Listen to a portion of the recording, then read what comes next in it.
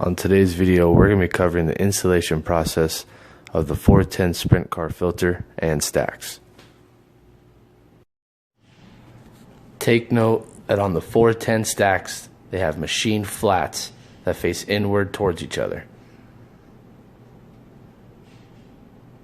When properly installed, should have even spacing between two cylinders.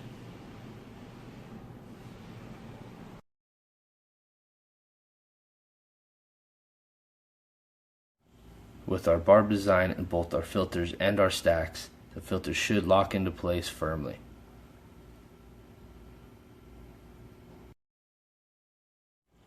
Once your stacks are in position correctly, place your size 88 worm drive clamp in between each cylinder.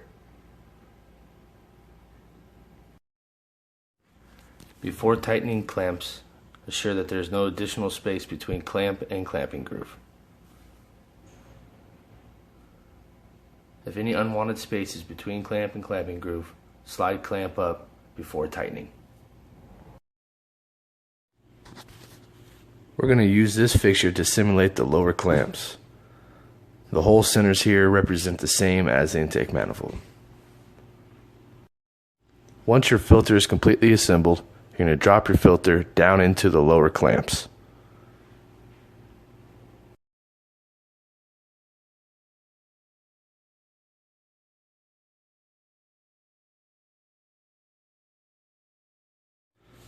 Once your filter is in the correct position, you can continue to tighten the top worm drive and the lower clamps.